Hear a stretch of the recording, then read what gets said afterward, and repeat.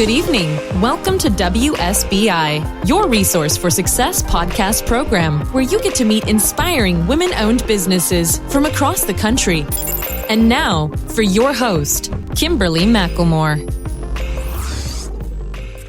Hello, and welcome to another night of sharing. We have an exciting show this evening.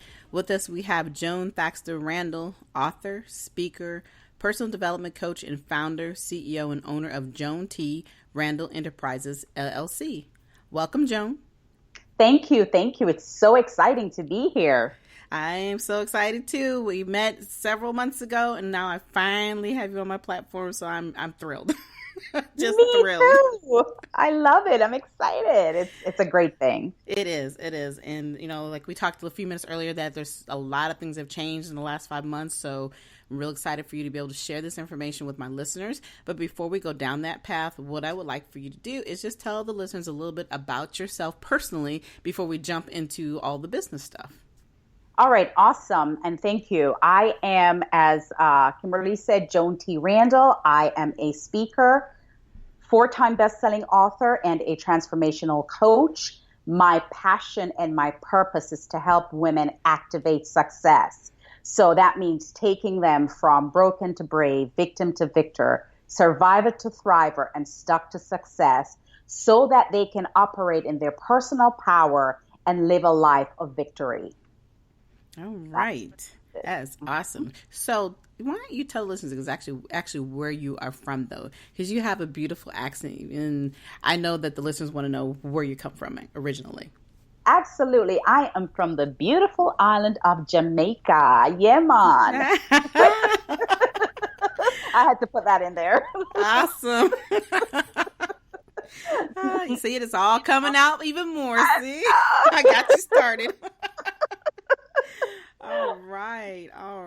Well, it's beautiful accent, and kind of talk to me a little bit about your journey of how you came here to America, and we'll kind of talk a little bit about some of the things that you had dealt with through domestic violence. That's something that you and I, share deeply in, we're kindred hearts on, and so I want to talk a little bit about those pieces first, like I said, before we jump into all the other portions of business. So talk to me a little bit about your journey coming here to America.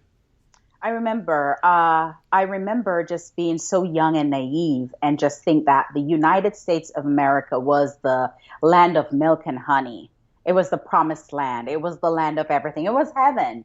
In my little mind, my little Jamaican mind, I just like, oh my God, that's where I want to be. That's where I'm going to have success. That's where the milk and honey flows. And I would do anything to get out of that country. I loved my country. I loved my home, but I felt as if it was choking me. My dreams and my visions were way bigger than 144 square mile of an island. Mm-hmm. And so the first opportunity I got, I met someone that was from the United States, and I just immediately assumed that this was my knight in shining armor, because I prayed to God that I needed to find someone who could get me to this country, and God sent me my knight in shining armor. So I met this guy. It was a really brief, romantic 2 weeks, and he came back to the States. We corresponded every single day, and 6 months later, I was coming to the United States to be his wife. So that's how I got here. I left my family and everybody to come and be with my husband. Wow. And that's a journey. That's a real small journey, but it's amazing how, and I think, you're not the only woman who's ever had that dream, and to want to be able to find your true love, and then, like you said, wanting to come to America. And of course, you had a rude awakening once you got here, and I don't expect you to dive into your whole story, but tell the listeners a little bit about what happened once you did get married and you are here in the United States with your new husband. Yeah. So, they always say you see the signs, right? Mm-hmm. Before you get into a relationship that is abusive, you always see the signs. And there were not a lot of signs for me because, as I said, we spent 2 weeks together. And for the next 5 months, it was corresponding via phone calls and, and writing of letters. So I really never got a chance to know him per se. It was just this brief interaction for 2 weeks, and then all of the communication via email and phone. But when I got here, he changed immediately. And I don't know that he changed immediately. The real true person showed up. Mm-hmm. So the person that was always there, I just got to see him in his true form. And I remember the first week I came and moved in with him, I went to a pharmacy, and I can never forget this. And I think he was upset that I went to the pharmacy without getting permission from him. And that was the first time he put his hands on me, and he just slapped me right in my face. Wow. And I was stunned. I am like, why did you do that? And he said, well, you need to tell me where you're going because people will kidnap you. And so okay. he held this fear about, crime and, bad people would always want to do something to me. And so he held that over my head as the reason for him being concerned. And so he took it out on me with his fist or the palm of his hands or whatever he felt was that he should do. And so that was my start. That was my introduction to domestic violence. And I didn't know what it was called. Right. All I know was that he hit me. And I never saw this growing up. So it was very foreign to me. The place was foreign and the situation was foreign as well. Right. And not having any family around to talk to you, because it wasn't like you could just reach out and touch them because they were so far away, and the sad part about, like you were saying, is that, you thought you seen signs, but you don't really know a person until you're actually living with them. And I think that's for anybody. We can always talk to the person we think we care about, and everybody, as we all know, has a representative. Everybody does it because we want everybody to see the best of us. And then all of a sudden you start to see the breakdown of who that real person is. And it's really a shame that this individual felt that he, had to be in such control and make your life miserable, coming to the United States for the first time and putting that fear on you. But we all know that you overcame an awful lot. So just touch a little bit on how you overcame, and then we're going to start talking to the journey of you becoming this 4-time best-selling author and all these other wonderful things you got going on in your world. Thank you. So, it was a very difficult time for me because for 6.5 years, I experienced physical violence, verbal violence. I mean, it's all abuse, violence, abuse. It's really interchangeable. Spiritual abuse in the fact that he didn't believe in Jesus Christ. So I didn't, we couldn't really call his name. And financial abuse because he really didn't give me money. And whatever little money I had to use it to spend on, whether it's the phone bill or the electric bill or whatever, the gas bill. And so there were periods in our life where the telephone was disconnected from the home because I couldn't afford to pay it, and he refused to. So I lived in a state of insecurity, in a state of void, in a state of just not knowing who Joan was anymore. I lost my sense of self. I lost my self-esteem, and I lost who I was. This vibrant, energetic young woman from Jamaica came to the United States and was now a coward, living a life in darkness, or as I felt at the time in my mind's eye. And so, almost took the life of myself and my children, but thank God that didn't happen. And so I ended up running away with our clothes, the 3 of our clothes. I have 2 daughters. And so we ran away with our clothes in 10 black trash bags. And that's how we escaped. I literally ran for my life. Wow. But at least, you said enough was enough. And that's why you're here today, to tell your story and share the journey that you've been on with other women, to let them understand and know, as you described yourself a few minutes ago as being a coward, you are no longer that coward. And you weren't then, but I think a lot of times when we're in those situations, as we have been the victims, you're constantly trying to strategize and figure out, how am I going to get myself out of the situation? You already know you're in there. Now you got to think about, like you said, you have children to think about. It's not just all on you. So you're trying to figure out all these little things so that you know how to move forward to keep them safe, as well as keeping yourself safe. So, I'm so thankful, and I know you are, to be able to sit here and talk about it. But sometimes it's unfortunate that we have to use our negative parts of our lives and the journeys that we've been on to reach other people. But we do know that domestic violence is very real and that it's not going away anytime soon. We all understand about the Me Too movement and so forth, but the Me Too movement, even though it's new for some, this stuff has been around forever. And like you said, and the sad part about it is it's taken many years for people to even really truly want to identify it. And even when, I have a conversation about it, being that that's my story as well, that, I don't, like I tell people, I don't prefer being called a survivor because I was bypassed surviving mode a long time ago. Like you said, we're thriving women. We're doing what we're supposed to do. And now we're trying to help other people move forward on their journey. So, talk to me a little bit about how, when did you decide to write your first book, and when did you decide to start to step into yourself, knowing these are the things you needed to do for other people? I'm sure it was a part of your healing process, but explain to listeners a little bit about that. Yeah. So for years after I left my husband, I still felt stuck. I still felt stuck in a state of uncertainty because although I had left the situation had not left me mentally.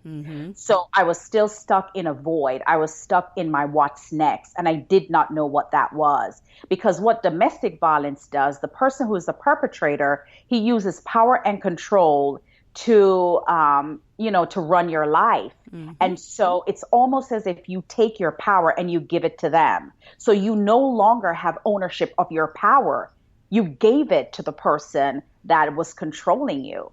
And it's not easy to take your power back. First of all, when you leave the situation, you don't know where to start in taking control of your power or how to get it back. You know what I mean? So I had to learn a very difficult lesson and understand that I was going to stay stuck in that domestic, but I was staying stuck in a victim mode because I did not know how to take my power back from him. And there was a situation where I was going to go back to him because when I went to this other state, when I ran away, I went to this other state. 6 months later, I was homeless. And so I thought about the worst of two evils. Should I be on the street with my daughter homeless, or should I go back to a home that I know I have a roof over my head with an abuser? And my daughter, my oldest daughter, said, Mom, you are not going back. We're not going back to this. We're going to figure this out. So it's so amazing how your children are so much stronger and more resilient in this situation than you are, Right. And yeah. You're right, guys. I just want to say, I think as, because we're going through that, we all think that we're protecting our family or our children by not getting them involved, but they're already involved. So, and them, being much smarter than we sometimes give them credit for. Your daughter absolutely said the right thing. So I'm sorry. I'm sorry. Go ahead. And so I got to a crossroad in my life where I knew I needed to make a decision because I had two little girls looking up to me for, Mommy, what's next? How do we move past this? What are we going to do next, Mommy? You can't cry every day, because what is the lesson I'm teaching these two young ladies, right? So I got to a point in my life where I had to make a decision. I got to a crossroad. I have two choices. Choice number one is I can wallow in self-pity. I can continue to point the finger at him. I could say, oh, woe is me. I could talk about everything that went wrong in my life. Or I could pull myself up from my bootstrap and choose option number two, which is to figure out how I get past where I am and how I started to, heal myself from what I went through, right? How do I love myself again? How do I transform self-sabotage and self-victimization to self-love, self-care? You know what I mean? Self-control. And so that's the decision I found myself up against. And I realized one thing. I needed to identify with my pain. I needed to stare myself in the mirror and acknowledge the pain I was in. I need to also acknowledge, what did I do to find myself in my situation? How did Joan get into a domestic violence situation? Well, I knew what I did. I saw signs, but I didn't care. I just figured that I could fix it. I could make it better. There It you would go. make Yep. sense. Right? Yep. So until I was able to identify my role in being in that situation, and I could look at myself and say, I forgive you, Joan. I forgive you. I had to talk to that young lady who left Jamaica all vibrant and full of life and say, I love you and I forgive you. And now it's time to move forward. Mm-hmm. And that was when I decided that no longer I'm taking my power back. And once I took my power back, after I acknowledge, after I say, hey, this is your role, the role you played. Now let's forgive you. Let us move on. Let's put some things in place. Let's do an action plan and just make one day at a time and one step at a time to transforming your life. And that was where my journey began. Wow, that was powerful. And I'm just sitting here listening. The one thing that really stood out to me, and, I think most of us who've talked to any other women who are victims and they finally realize what the situation was, is the fact that, we let this happen to some degree, even though we know there's always some problems. But the thing that you said that always stood out, and it's always been a number of questions you've asked me, is that, as women, we're always trying to fix things. Mm-hmm. We can't fix people and we can't fix things. That is not our role and that is not our job. But being, that we're nurturers, that we always believe we can fix things. Yep. And especially our men. Why do you think that? Sorry.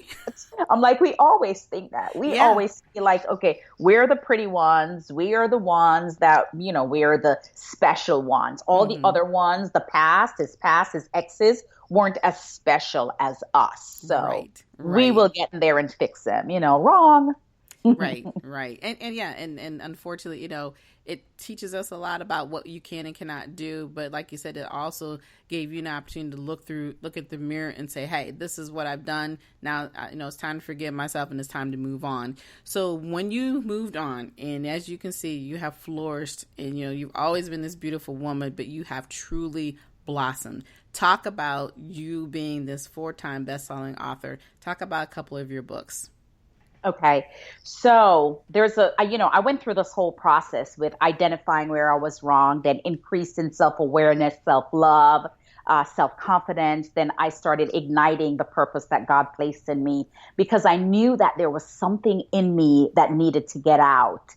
And I needed the world to know. I needed the world to hear my story because I went from broken to brave. I was one of those ladies that, domestic violence, I was beat up, I ran away, I became homeless, I got a job, and then the job, it just started growing. And the next thing you know, I am going from the bottom of the ladder as a part-time associate to a vice president in this company, right? So that is success in of itself. Exactly. And so I needed to share that story. Somebody needs to hear it. Somebody who is saying, oh my God, this is what's happening to me, how I'm going to overcome, how I'm just going to move past this.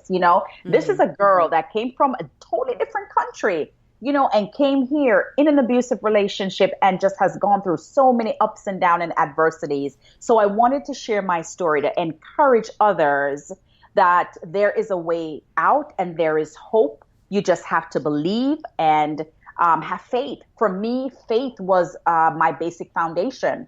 So I can't give any credit to just myself. Faith was my basic foundation. Faith gave me the strength to believe that hope and that the possibility of growth and success is out there. That's right. What faith gave me. Faith gave me that. And so the very first thing I did after, I was in a good space, I decided that I was going to write my story and I called my book Bags in the Attic, but it was so difficult to write. Oh my God.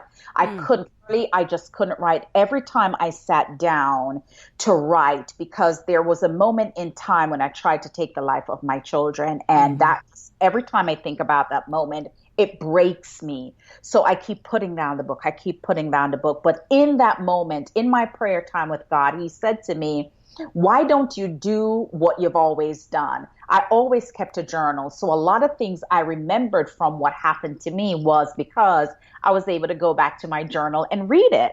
Wow. right? Mm-hmm. So that journal was given to me by a friend, and it was just this book, with blank lines that you Mm-hmm. could just write your thoughts and your reflections. But as I was sitting and thinking about this thing, this particular day, God downloaded 110 scriptures that talked about victory.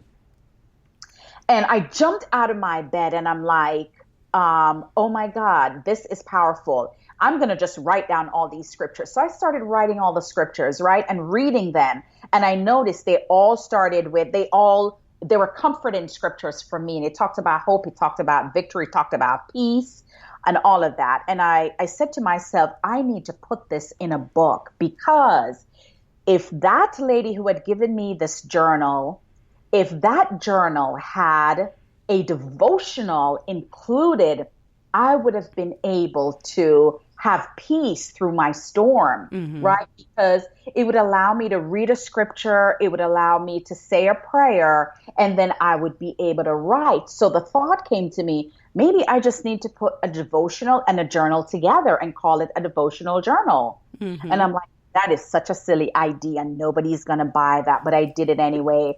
And so I cut down the 110 scriptures to 90, because 90 is powerful to me. 90 is a quarter. Mm-hmm. 90 is a probationary period. When you do your 90 days of a brand new job, you have the basic fundamental skill set to move on into the job, right? That's correct. Mm-hmm. And most people with a business always want to see how their business perform by quarter. So I'm like, okay, so I'm going to change this and I'm going to call it 90 Days to a Victorious You. And I'm just going to add the scriptures and then add the journals. So as you read and you say your prayer, you have a page to the right where you can write your thoughts and reflections. Mm-hmm. And so that book was born. Kimberly, Wow. sent that book to the publisher. And I wanted the book to be to come out on my daughter's birthday, my youngest daughter's birthday, which was February 13th. Mm-hmm. The day the book was launched, within 2.5 hours, I became a #1 bestseller in 3 categories on Amazon. Wow. And I just bawled like a baby, because I'm like, nobody is going to buy this. Nobody's going to download it. It's the silliest idea in the world. Who is going to want to write a devotion and have some lines on the next page to write? But I will tell you this, my entire company is built on that one risk that I took on faith.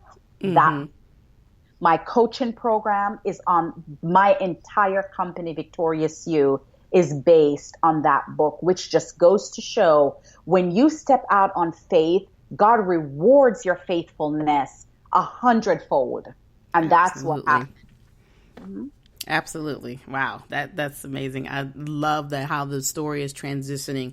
So just one book is put you in the process of going into the next step, and that's some of the things I want you to talk about. I mean, you've got all of these other pieces with you from, like you said, you're talking about your training, your workshops, you're doing seminars, you have all these new strategies and programs for women. So what is a little bit on your programs for women? What is it that you actually work with them on?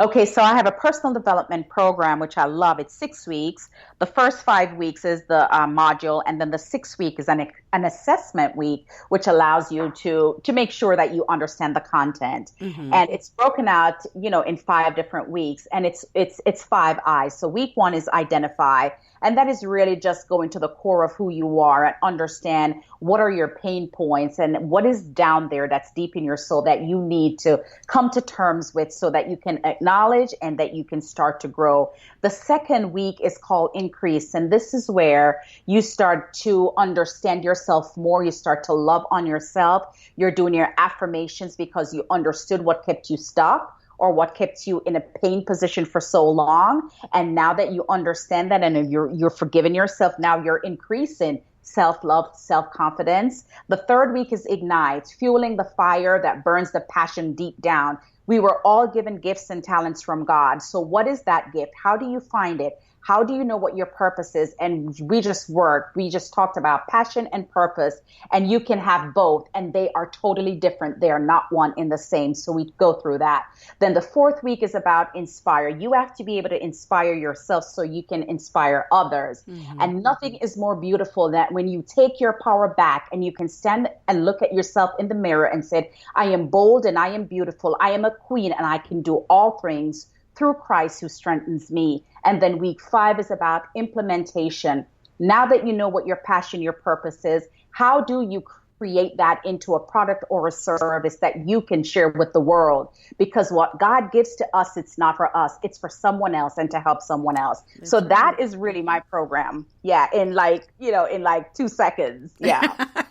But I mean, it's great. I love the process. And I like the way you broken down the 6 weeks, because in reality, that is the same process that you went through, that I went through. We all go through, yes. Once we, realize, once we got through the pain and we know that we want to share and give that information, but making sure that everybody has the right context of it and understanding how valuable it is to realize how important you are. So taking those steps in that journey, that's exactly how it works. It is exactly how it works. So you have also, I did notice and realize that you have your own radio show. Talk to me about your radio show.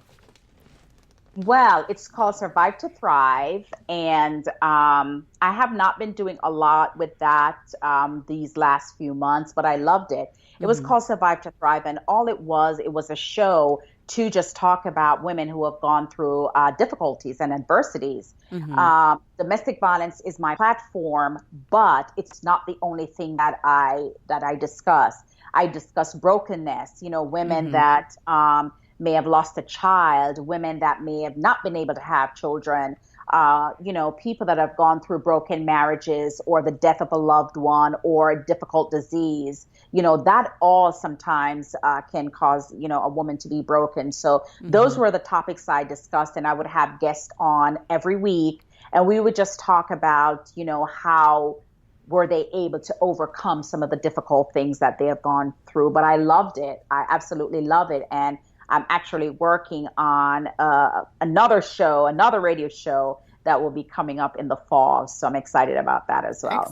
Excellent. Yeah, I think, having the platform that we have, like we're talking now, it's, you can reach so many other people, so many more people that you wouldn't even think about talking to, or you wouldn't even think that would even listen. But, it's a great platform to have to, talk about, give you more exposure with your businesses, and then of course help those who need help and can reach out to you in a different format, in different ways. So you also have, you've been a Safe Alliance with another, you're partner with the Safe Alliance, which is a nonprofit organization. So what do you do with them, with this organization itself?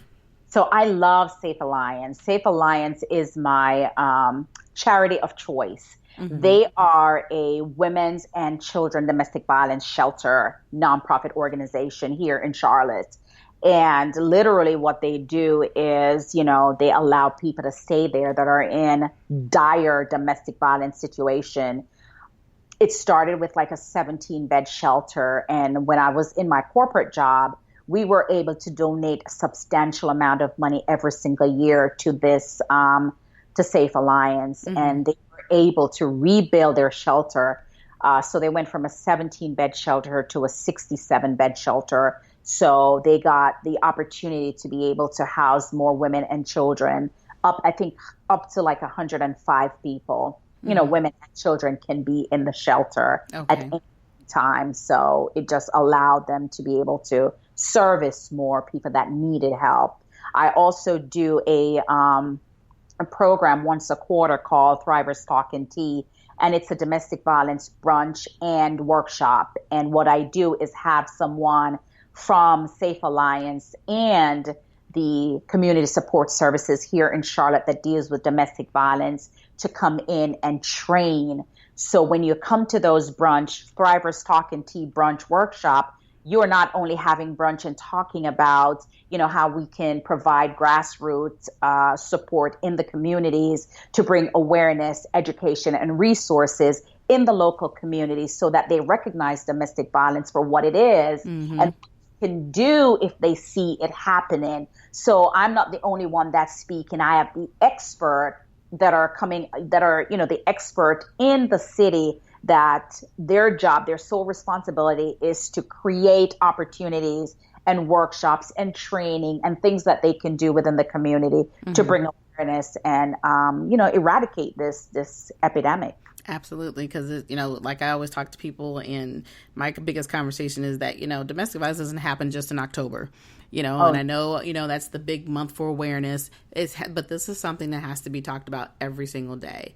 And like you said, we can continue to advocate, but there are other people who have those same responsibilities that need to advocate and talk about it consistently and explain to people, this is what you can do. This is how you can reach us, because it's amazing, how many women I've talked to that don't have a clue of, well, how do you get connected, or where did you go, and what are you doing now? So it's just it's sad to say that that we have to even have these type of systems available and have these organizations available, but it's very important that each one of these organizations that we're connected to, that they're definitely doing their part. And so you're you having a tea brunch and workshop like that, I think that's a really awesome idea. And I forced their hands, like, I bet you did. I bet you did, because I know it wasn't, because I know, trying to knock on these people's doors, it's like knocking down the brick wall. I'm like, okay, really, people? So well, I hear you. Yeah, but sometimes it's all about in your delivery and your passion. And when I connected with Alex and I said, listen, I need your help, because, we have all these little groups doing all these different things all over the place. We need to just come together. And if you can be a part of my training, it makes people understand that it's not just about Joan. Joan wants you to get the tools and the education and the knowledge. And so I love him. He comes on a Saturday and he does the training, and, it's amazing. So to have that partnership with the city is amazing. Yeah, and it's important, because like you said, it's not just about us, but at the same token, for those who, sometimes we have people who are running these organizations that don't really understand it. They understand the program, but they've never actually been in a domestic violence situation. So, and that's where having that tie and those connections are very important, because you have the face, but then now you have the program, and when you're connected together, it really makes a difference for these ladies, and even for women and children, for them to have that more of a comfort zone. Because sometimes people in these organizations just think of it just as it is. It's just a program. We're here to help. But they really don't truly understand the journey that these women are going through every day. So absolutely an excellent idea. And I'm glad you continue to bend that arm and make them work with you. Because I know I'm like going through that right now. I'm like, what is up wrong with these people? It's like, you got to constantly keep knocking down that wall. But, we'll get there.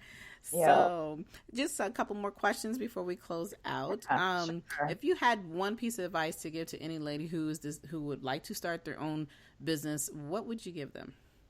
So there's three things that you have to have when you're thinking about entrepreneurship, or even if you have a 9-to-5 and you want to do something on the side. There's three most important things. Number one is knowledge. You have to be the resident expert of whatever is the product or the service that you're going to provide.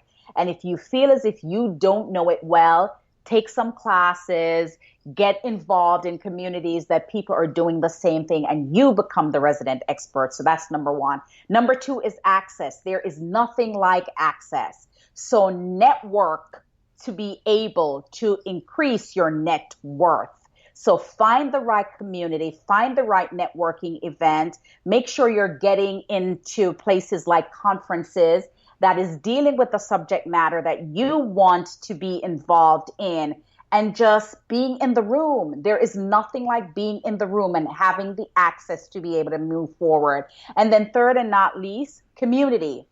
Surround yourself with the people that you want to, help you get to where you're going. So if it's a mastermind group that you need to be involved in, that you can grow and you can, have resources, then be that. If it's an accountability group that you need to be in, so people can hold you accountable for the things that you need to accomplish, then that's great. Or surround yourself with, churches and community, college community, whatever it is that you want to do. Make sure that you are in that community so people know you. The thing about a business is you need credibility and visibility. Mm-hmm. And so you have to be able to build your credibility with who you know. That's where access and community comes in. And visibility is just having the knowledge to be able to go out there and share your story and share the why.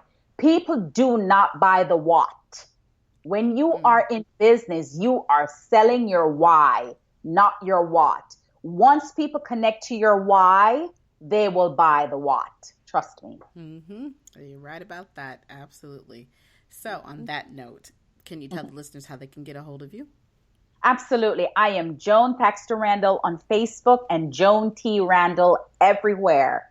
Instagram, LinkedIn, my business page, and Twitter, Joan T. Randall. But on my personal page, it's Joan Thaxter-Randall. Or Google me. I'm very Googleable. If you just go in and put Joan T. Randall, everything is going to pop up in Google and you can find me. My website is www.joantrandall.com. You can connect with me. I also help people write books, and I help coach people to get to their next level of success. Right. Okay. Well, that is awesome. It has been a great opportunity, and I thank you for allowing me out of your busy schedule to have this opportunity to interview you. So I want to thank you for coming on tonight. And absolutely. And of course, sharing your story. And for everyone else, remember, we are now on iHeartRadio. On top of that, we're, of course, still on Spreaker. And, of course, you can find us everywhere else between Facebook link on the WSBI website. Also, this airs. So, like I said, we're here every Thursday evening. Again, like I said, thank you for coming on the show. For everyone else, enjoy the rest of your evening. Good night. Good night. Good night, everyone. We will be back next Thursday evening at 7 p.m. Follow us on Spreaker, www.spreaker.com/user/WSBI. View our new WSBI website anytime at www.wsbillc.com and on Facebook, Twitter, YouTube, LinkedIn, and Instagram.